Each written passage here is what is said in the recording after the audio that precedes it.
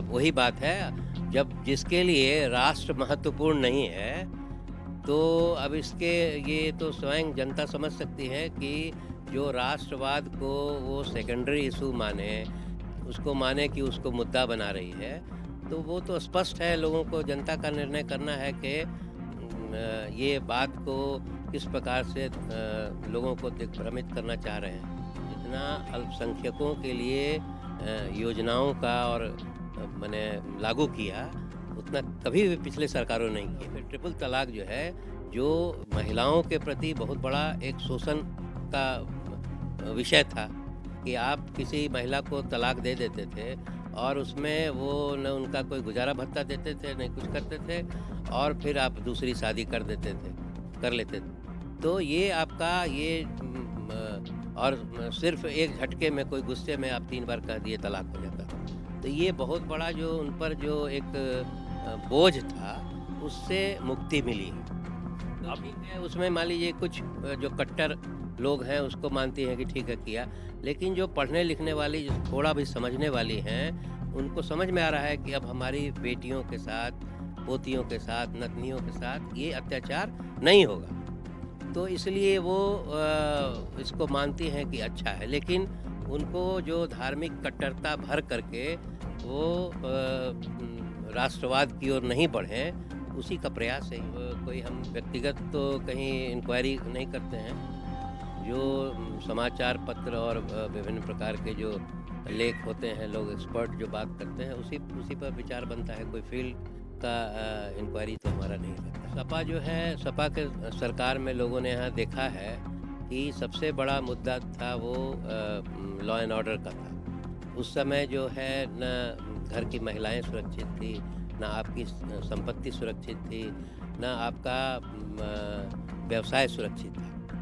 तो माने और गुंडागर्दी का एक माहौल था पूरे राज्य भर में। इस सरकार का सबसे बड़ा अचीवमेंट ये हुआ है कि बिना किसी धर्म या जाति या संप्रदाय देखते हुए जो भी अपराधी है, उस पर कठोर कार्रवाई की गई। तो इस कठोर कार्रवाई करने के कारण इस राज्य के विधि व्यवस्था में बहुत परिवर्तन हुआ। तो इसका फ़ायदा तो निश्चित मिलना चाहिए, लेकिन वही वो चूँकि पूरे देश में जिस प्रकार वैसी शक्तियाँ हैं, चाहे वो देश विरोधी शक्तियाँ, जातिवादी शक्तियाँ, वो प्रयास कर रही हैं कि इसको कैसे न कैसे बदनाम करके और इसको गिराया जाए। कोई भी संस्था आप चलाते हैं तो उसमें एकरूपता बनाने के लिए आप उस संस्था का अधिकार होता है कि हम एक यूनिफ़ॉर्म नियम बनाएँगे। तो वो आप जानते हैं कि उसको कोई कोर्ट जो है नहीं नकार सकती। लेकिन आपको विवाद करना है, विवाद करके पूरे देश में, पूरे विश्व में इस देश को बदनाम करना है, तो वही कार्यक्रम है। सफलता इनको नहीं मिलनी है। ये तात्कालिक सिर्फ़ जो इसमें इनमें उनको लगता है, होगा या नहीं होगा, ये तो उनको लगता है कि इस प्रकार का विवाद खड़ा करने से हमारा जो एक अपना जो अलग वोट बैंक जो हमने शुरू से रखा है, वो हमारा कंसोलिडेटेड रहेगा। इस चुनाव के बीच एक मामला बहुत गरमाया हुआ है। ये मामला है कर्नाटक का हिजाब मामला। कर्नाटक के जो इस हिजाब मामले ने अब इस तरह से तूल पकड़ा है कि अब ये देश के मामले के साथ साथ अंतर्राष्ट्रीय मंच में भी ये मुद्दा उठने लगा है। बात यहां तक कही जा रही है कि ये हिजाब जो छात्राएं पहनकर कर्नाटक के कॉलेज में पहुंची थी, जिन पर रोक लगाई गई कॉलेज के द्वारा, तो वो नाराज हो गई। उसके बाद उन्होंने प्रदर्शन किया। फिर कुछ भगवा धारण करके छात्र पहुंचे और इसके बाद ये मामला, जब ये वीडियो वायरल हुआ तो तूल पकड़ने लगा। ये मामला तेजी से बढ़ता गया तो फिर अब ये राजनीतिक रंग लेने लगा। यहां पर कई नेता हैं जिन्होंने अपने इस मामले पर अपनी राय रखी है। जम्मू कश्मीर के पूर्व सीएम फारूक अब्दुल्ला ने कहा है कि कुछ लोग धर्म के नाम पर बांटकर चुनावी लाभ लेना चाहते हैं। चुनावी लाभ का मतलब यह है कि उत्तर प्रदेश में चुनाव है तो वो उनका तात्पर्य यही है। वहीं महबूबा मुफ्ती ने कहा है कि बीजेपी मुसलमानों के सभी चिन्हों को जो है वो खत्म कर देगी। वहीं कर्नाटक के उड्डीपन से भाजपा के विधायक हैं रघुपति भट्ट, उन्होंने कहा है कि इस पूरे मामले के पीछे पाकिस्तान का हाथ है। अब सवाल जो है, उस सवाल का जवाब देने के लिए हमारे साथ बिहार प्रशासनिक सेवा से सेवानिवृत्त विशेष सचिव प्रभात कुमार मेहता जी हैं, जो इस मामले पर अपनी राय रखेंगे और बताएंगे कि ये मामला क्या, जिस तरह से इस चुनावी माहौल के बीच आया है, क्या ये चुनाव के मद्देनजर कोई प्री प्लान साजिश है क्या? तो ये जानने के लिए मैं उनका स्वागत करता हूं, उनसे बातचीत करूंगा। सर बताएं, जो ये इस तरीके का हिजाब का जो मामला सामने आया है, ये मामला क्या यूपी चुनाव के मद्देनजर है? निश्चित। देखिए, हमारे देश में, भारतवर्ष में राष्ट्रवाद की धारा जो है गत वर्षों में बहुत मजबूत हुई है। देश हमारा प्रगति कर रहा है, मजबूती की ओर बढ़ रहा है, लेकिन हमारे देश में कुछ ऐसी देश विरोधी शक्तियां हैं जो एन केन प्रकारेण इस सरकार को नीचा दिखलाने के लिए धर्मवाद, जातिवाद, अन्यवाद, भाषावाद का ये मुद्दा उछाल करके और हमारा जो राष्ट्रवाद मजबूत हो रहा है उसको कमज़ोर करना चाह रही हैं। ये मतलब ये जो मुद्दा उठा है, ये क्या परिसर में हमारा आज का खास मुद्दा ये है कि राष्ट्रवाद या धर्मवाद? तो सर्वोत्तम बात यही है कि हमारे लिए देश है या फिर धर्म है? छात्रों को क्या सोचना चाहिए, आपको क्या लगता है? निश्चित तौर पर कोई राष्ट्र सबसे सर्वप्रथम है और धर्म जो है वो आपका व्यक्तिगत मामला है, उसको आप व्यक्तिगत मामलों में उसका उपयोग कर सकते हैं। लेकिन अगर आप राष्ट्र के किसी भी ऐसे संस्था, चाहे वो शिक्षण संस्थान हो, चाहे कोई सरकारी कार्यालय हो या अन्य कोई संस्थान जहाँ के कोई यूनिफॉर्म ड्रेस का व्यवस्था उसमें होता है, उसमें आप अनावश्यक जो है अपने धर्म से संबंधित किसी प्रतीक चिन्ह को उसका प्रयोग करके आप अनावश्यक विवाद बढ़ाने का प्रयास कर रहे हैं। क्योंकि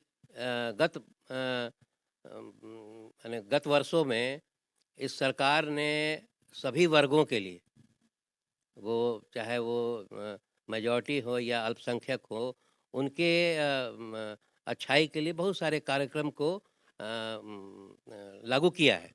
इसके कारण जो है, जो अल्पसंख्यक वर्ग है उनको भी बहुत लाभ मिला है, जिसके कारण चाहे वो फिर ट्रिपल तलाक हुआ या हलाला वगैरह का मामला है, इसके कारण जो है कुछ अल्पसंख्यक महिलाएं जो हैं वो इस सरकार, जो राष्ट्रवादी सरकार के समर्थन में हैं। परंतु ये चूँकि देश विरोधी शक्तियाँ ये महसूस कर रही हैं कि अगर ये हमारा जो अपना जो बंधुआ वोटर्स है वो उसके चक्कर में अगर राष्ट्रवाद के साथ जुट जाता है तो हमारी शक्ति कमज़ोर होगी। इसलिए ये हिजाब का मामला उठा करके और एक धर्म विशेष के महिलाओं में इस तरह का उग्रता भर करके और उनको, और वास्तविकता में ये जो महिलाओं के प्रति एक तरह का शोषण है। आप चूँकि उनको अभी समझ नहीं है और उनको आप विभिन्न प्रकार का जो ये हिजाब हो या बुर्का पहना करके और उसमें आप उसी में उलझा के रखना चाहते हैं जिससे कि वो न अपनी शिक्षा अच्छा कर सकें, न वो अच्छा प्रोफेशन प्राप्त कर सकें।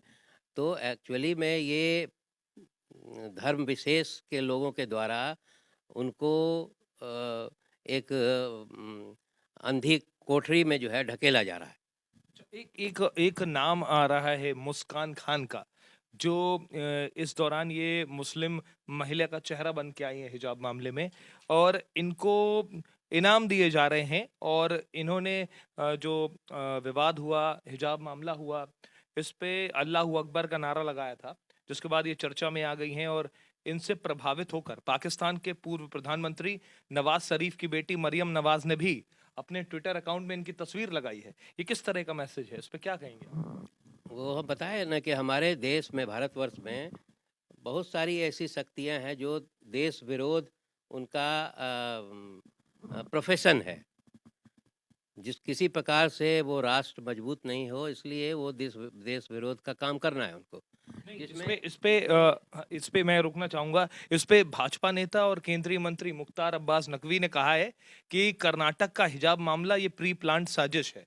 तो क्या ये पाकिस्तान की साजिश हो सकती है या फिर यहीं पे कुछ पॉलिटिकल पार्टी ने इसको एजेंडे के तौर पर बनाया है? पाकिस्तान तो वो विभाजन के बाद से ही वो आपके हर एक इंटरनल मामले में वो उस इंटरफेयर करके ये प्रयास करता है कि ये देश शक्तिशाली नहीं हो, उसका तो है ही। लेकिन अभी वर्तमान में वो बहुत सारी ऐसी संस्थाएं देश में विकसित हो गई हैं जो कि धर्म के नाम पर लोगों को उग्रता बढ़ा करके और उनको एकजुट करके देश के खिलाफ खड़ा करने का प्रयास कर रही हैं। अब इसमें भी एक संस्था है निश्चित तौर पर, लेकिन अभी चूँकि अब कोई ऐसा जांच अभी मामला आया नहीं है, लेकिन इसके पीछे भी एक जो देश विरोधी संस्था काम कर रही है। मतलब इस बात को आप कैसे कह सकते हैं? क्या कुछ आपको लगता है, कुछ ऐसा माहौल लगता है कि इस अब पे तो कुछ जानकारी जानकारी जो इधर-उधर से प्राप्त होती है कि इसमें भी संस्था इसमें लगी हुई, समाचार पत्रों में भी आ रहा है, लेकिन जब तक कि किसी सरकारी संस्थान के द्वारा इसको जांच नहीं कर लिया जाए, इसलिए कहना थोड़ा मुश्किल है। मतलब आप जांच का विषय बता रहे हैं इसे। अच्छा, इस मामले पर अब कई विवादास्पद बयान भी दिए जा रहे हैं। कर्नाटक से कांग्रेस के नेता हैं जमीर अहमद। इन्होंने कहा है हिजाब का मतलब पर्दा है और मुस्लिम महिलाएं अपनी सुंदरता को छिपाने के लिए हिजाब पहनती हैं। और सबसे बड़ी बात जो इन्होंने विवादित कही है वो कहा है जो महिलाएं हिजाब नहीं पहनती उनका रेप हो जाता है। इस पर आप क्या कहेंगे? नहीं, ये तो जस्ट आपका इसको क्या कहा जाए, नासमझी है। वही बात है कि एक आप धर्म विशेष के लोगों का आँख पर पर्दा डाल करके उनको हमेशा पिछड़ा रखना चाहते हैं और भेड़ की तरह रखना चाहते हैं कि वो आपके पीछे भेड़ के जैसे झुंड के और बिना अपने दिमाग को उपयोग किए हुए और भेड़ की तरह चलते रहे। इसलिए इस प्रकार का विवाद खड़ा किया जा रहा है। 3 साल 4 साल पहले ये सब कहाँ था? ये चूँकि बात है कि वही इस देश में राष्ट्रवाद की धारा मजबूत हो रही है, सरकार राष्ट्रवाद पर काम कर रही है, विश्व स्तर पर इसका नाम हो रहा है, इकोनॉमिक स्थिति में हम लोग आगे बढ़ रहे हैं, सैनिक स्थिति में, मिलिट्री में हम लोग मजबूत हो रहे हैं। इसके कारण जो मतलब ये आप किस केंद्र सरकार या उत्तर प्रदेश सरकार की बात कर रहे हैं? नहीं, हम पूरा देश की बात कर रहे हैं। उत्तर प्रदेश सरकार का तो वो चूँकि वो भी एक अंग है, वो भी उसी आधार पर काम कर रही है। लेकिन जो देश विरोधी शक्तियाँ वो पूरा यूनाइट होकर के पूरे इस राष्ट्रवाद के खिलाफ किसी प्रकार का षड्यंत्र करके उसको कमज़ोर करना चाह रही। किसी भी शैक्षणिक संस्थान में जहाँ यूनिफ़ॉर्म ड्रेस, एक तरह का ड्रेस पहनने का उसमें प्रोविज़न है, तो उसमें आप वो जानते हैं। बात ये नहीं है कि वो जानते नहीं, ऐसी बात नहीं है। वो जानते हैं कि इसको कभी लागू नहीं किया जा सकता है। जब आप जान रहे हैं किसी स्कूल में वो यूनिफ़ॉर्म पर्टिकुलर टाइप का ड्रेस पहनना है आपको, आप जानते हैं कि ऐसा हो नहीं सकता है, लेकिन आपको विवाद करना है, तो वो धार्मिक सिंबल करके वो एक विवाद किया जिससे पूरे देश में या पूरे विश्व में इस तरह का मैसेज जाए कि ये राष्ट्रवादी सरकार जो है वो अल्पसंख्यकों पर अत्याचार कर रही है, उनके प्रतीक चिन्हों को मिटा रही है और बहुत सारा जो है अन्याय कर रही है। इस पे विवाद करने का प्रयास है ये। अच्छा, इसमें हैदराबाद से सांसद और एआईएमआईएम के चीफ असदुद्दीन ओवैसी का कहना है कि चाहिए कि नकाब पहनो या हिजाब पहनो पर पढ़ो। ये बात उन्होंने कही है कि जरूरत नहीं है कि मुद्दा ये होना चाहिए कि हिजाब पहनो या नकाब पहनो, पर पढ़ो ये ज्यादा जरूरी है। बेटियों को पढ़ना ज्यादा जरूरी है वो कहते नहीं, पढ़ने का मुद्दा ही इसमें विवाद कहाँ है? विवाद तो है कि जहाँ आपका कोई संस्थान है, जहाँ पर है, अब मान लीजिए आप सेना में भर्ती होंगे, तो सेना में भर्ती हों तो कहें कि आप हम बुर्का और नकाब पहन कर के लड़ाई करेंगे। वहाँ का जो ड्रेस है उसको आपको पालन करना है। जहाँ आपका शैक्षणिक संस्थान है, वहाँ का ड्रेस कोड है, तो वो मुद्दा तो वो है। इसको बात को डाइवर्ट कर रहे हैं कि हिजाब नहीं, पढ़ो। और पढ़ना तो तभी होगा जब आप वहाँ आप उसका यूनिफ़ॉर्म ड्रेस, उनको ये कहना चाहिए कि तुमको बुर्का और हिजाब पहनना है, तुम घर में पहनो, बाज़ार में, वहाँ तो रोक नहीं है। किसी और दूसरे आप कार्यक्रम में जा रहे हो, वहाँ रोक नहीं है, पहनो। लेकिन जहाँ हमने सरकारी संस्थान या कोई शिक्षण संस्थान जिसमें ये नियम बनाया है कि एक पर्टिकुलर ड्रेस में ही आपको आना है, वहाँ आप अनावश्यक इस विवाद को पैदा करके आप एक सामाजिक वैमनस्य पैदा कर रहे हैं। जबकि आप जानते हैं कि ये इस राष्ट्रवादी सरकार ने सभी धर्मों के लिए बहुत सारे जो अच्छी-अच्छी योजनाएँ लागू की हैं जिससे उनको फ़ायदा मिल रहा है। मतलब राष्ट्रवादी सरकार में आपका तात्पर्य बीजेपी से? हाँ, अभी जो काम कर रही है।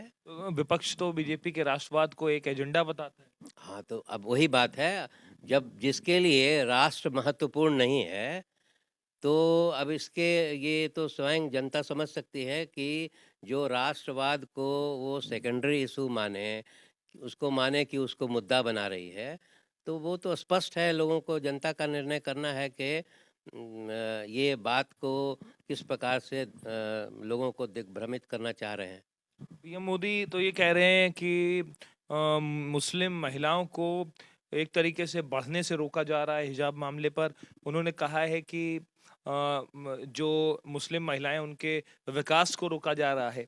क्या बीजेपी ये जो बात कह रहे हैं प्रधानमंत्री, ये जो 3 तलाक के बाद बीजेपी में एक सोच बनी कि मुस्लिम महिलाएं उनका समर्थन कर रही हैं, वो कहीं इस समर्थन की में कहीं न कहीं गांठ पड़ेगी क्या ये हिजाब मामले से? कुछ आपको लगता है ऐसा? वही तो बताया हमने कि जो इस सरकार ने अभी तक किसी भी सरकार ने जितना अल्पसंख्यकों के लिए योजनाओं का और माने लागू किया, उतना कभी भी पिछले सरकारों ने नहीं किया। तो उसके कारण और फिर ट्रिपल तलाक जो है, जो महिलाओं के प्रति बहुत बड़ा एक शोषण का विषय था कि आप किसी महिला को तलाक दे देते थे और उसमें वो न उनका कोई गुजारा भत्ता देते थे, नहीं कुछ करते थे और फिर आप दूसरी शादी कर लेते थे। तो ये आपका ये और सिर्फ़ एक झटके में कोई गुस्से में आप 3 बार कह दिए तलाक हो जाता। तो ये बहुत बड़ा जो उन पर जो एक बोझ था, उससे मुक्ति मिली है। तो अब ठीक है, उसमें मान लीजिए कुछ जो कट्टर लोग हैं, उसको मानती हैं कि ठीक है किया, लेकिन जो पढ़ने-लिखने वाली, जो थोड़ा भी समझने वाली हैं, उनको समझ में आ रहा है कि अब हमारी बेटियों के साथ, पोतियों के साथ, नतनियों के साथ ये अत्याचार नहीं होगा। तो इसलिए वो इसको मानती हैं कि अच्छा है, लेकिन उनको जो धार्मिक कट्टरता भर करके वो राष्ट्रवाद की ओर नहीं बढ़ें, उसी का प्रयास है ये। आप जो बिहार से हैं और आप वहाँ पर प्रशासनिक सेवा में कार्यरत रहे, तो अभी रिसेंटली नीतीश कुमार की सरकार है। क्या कुछ बदलाव है? आप यूपी में भी थोड़ा नज़र रखते हैं क्या चुनाव में? अब यूपी में नज़र तो अब जो पहले तो आप ये बताइए बिहार में क्या स्थिति है और फिर यूपी चुनाव में क्या इंटरेस्ट है आपका थोड़ा सा ये बताइए? यूपी चुनाव में तो जो अब कोई हम व्यक्तिगत तो कहीं इंक्वायरी नहीं करते हैं। जो समाचार पत्र और विभिन्न प्रकार के जो लेख होते हैं, लोग एक्सपर्ट जो बात करते हैं, उसी उसी पर विचार बनता है। कोई फील्ड का इंक्वायरी तो हमारा नहीं रहता है। अच्छा, आप जिस तरह से योगी आदित्यनाथ यूपी में काम कर रहे हैं और जिस तरह से वो वादे कर रहे हैं कि हमने काम किए, अखिलेश यादव भी बोल रहे हैं कि हमने भी विकास किया। हालाँकि आप यूपी चुनाव में क्या समझते हैं? क्या टक्कर बीजेपी को मिल पाएगी सपा से? सपा जो है, सपा के सरकार में लोगों ने यहाँ देखा है कि सबसे बड़ा मुद्दा था वो लॉ एंड ऑर्डर का था।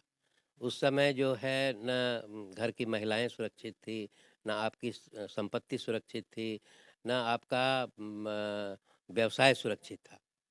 तो माने और गुंडागर्दी का एक माहौल था पूरे राज्य भर में। तो इस सरकार का सबसे बड़ा अचीवमेंट ये हुआ है कि बिना किसी धर्म या जाति या संप्रदाय देखते हुए जो भी अपराधी है, उस पर कठोर कार्रवाई की गई। तो इस कठोर कार्रवाई करने के कारण इस राज्य के विधि व्यवस्था में बहुत परिवर्तन हुआ है। तो इसका फ़ायदा तो निश्चित मिलना चाहिए, लेकिन वही वो चूँकि पूरे देश में जिस प्रकार वैसी शक्तियाँ हैं, चाहे वो देश विरोधी शक्तियाँ, जातिवादी शक्तियाँ, वो प्रयास कर रही हैं कि इसको कैसे न कैसे बदनाम करके और इसको गिराया जाए। तो जनता का इसमें असली जो है परीक्षा है कि अगर इतना परिवर्तन होने के बाद भी अगर आप सही निर्णय नहीं करते हैं, तो फिर पछताने के सिवा कुछ नहीं बचेगा। पछताने के सिवा कुछ नहीं बचेगा। देखिए, इनका कहना है कि अगर सही फैसला नहीं लिया गया, तो जनता जनार्दन जो उन 5 सालों का इंतज़ार करती है, जो 5 साल में पार्टियाँ दमखम भरती हैं कि हमने काम किया था, और उन 5 सालों में जब उन्हें परिणाम जो मिलता है, वो जनता जनार्दन से मिलता है। तो हम भी आपसे अपील करेंगे कि आप वोट ज़रूर करें, वो आपका संवैधानिक अधिकार है। हालाँकि जो ये हमसे आपने प्रभात जी बातचीत की और बहुत अच्छे से चीज़ें बताई भी, और ये भी बताया, आप बिहार से रहे, लेकिन आपका यूपी इलेक्शन में भी बड़ा इंटरेस्ट है, इसलिए मैंने आपसे बातचीत की यूपी चुनाव में। हिजाब मामले में भी आपने बताया कि शैक्षणिक संस्थान में धार्मिक पहनावे की अनुमति नहीं होनी चाहिए, ये आप कह रहे हैं। वो जानते हैं कि ऐसा नहीं हो सकता है। हुँ। कोई भी न्यायालय जो है वो अलाउ नहीं कर सकता है। वो तो लेकिन संविधान में बता रहे हैं कि संविधान नहीं, माने ये तो कोई भी संस्था आप चलाते हैं तो उसमें एकरूपता बनाने के लिए आप उस संस्था का अधिकार होता है कि हम एक यूनिफॉर्म नियम बनाएंगे। तो वो आप जानते हैं कि उसको कोई कोर्ट जो है नहीं नकार सकती है। लेकिन आपको विवाद करना है, विवाद करके पूरे देश में, पूरे विश्व में इस देश को बदनाम करना है, तो वही कार्यक्रम है। सफलता इनको नहीं मिलनी है, ये तात्कालिक सिर्फ जो इसमें इनमें उनको लगता है, होगा या नहीं होगा, ये तो उनको लगता है कि इस प्रकार का विवाद खड़ा करने से हमारा जो एक अपना जो अलग वोट बैंक जो हमने शुरू से रखा है, वो हमारा कंसोलिडेटेड रहेगा। होगा या नहीं होगा, ये तो अब उनको तय करना है। बहुत-बहुत धन्यवाद आपका हमसे बात करने के लिए। तो ये सारी चीज़ें, ये बिहार से प्रशासनिक सेवा से सेवानिवृत्त रहे हैं प्रभात कुमार मेहता जी, जिन्होंने हमसे बातचीत की और बताया कि शैक्षणिक संस्थान में किसी धार्मिक पोशाक को अनुमति नहीं होनी चाहिए। वो एक तरीके से वो ये भी कह रहे हैं कि सब जानते हैं कि एक शैक्षणिक संस्थान, चाहे वो स्कूल हो, कॉलेज हो, या फिर ऐसे स्थान जहाँ पर हम शिक्षा ग्रहण करने जाते हैं, वहाँ पर पोशाक होती है। ज़रूरी नहीं है कि हम किसी भी शैक्षणिक संस्थान में धार्मिक पोशाक को पहने और वहाँ पर परिसर में जाएँ। हालाँकि बात ये भी है कि हम वहाँ पर शिक्षा ग्रहण करने जाते हैं, ना कि हम किसी धार्मिक और साहित्यिक मंच पर जाते हैं, जो हम अपने पहनावे को वहाँ पर पहन के जाएँ। तो ये बात ये भी है कि हमें शिक्षा का उद्देश्य होना चाहिए और उसी तरह से हमें पहुंचना चाहिए, और पहनावा मायने नहीं रखता, मायने रखता है कि आप वहां पर जाकर किस तरह की शिक्षा लेते हैं। और शिक्षा राष्ट्रवाद और राष्ट्रहित की हो तो हम देश के लिए आगे बढ़ते हैं और अपने देश का नाम रोशन करते हैं विश्व पटल पर। तो हम भी युवा साथियों से कहना चाहेंगे कि हम अपने देश के हित के बारे में ख्याल करें और देश हित के लिए आगे बढ़ें और देश को ऐसे स्थान पर पहुंचाएं जहां हमारे काम से देश का नाम रोशन हो। बने रहिए टीसीएल न्यूज़ के साथ और देखते रहिए ताज़ा तरीन खबरें। हम फिर हाजिर होंगे एक नए मुद्दे के साथ, फिर मुलाकात होगी। तब तक के लिए नमस्कार। Subscribe now and press the bell icon. Never miss an update.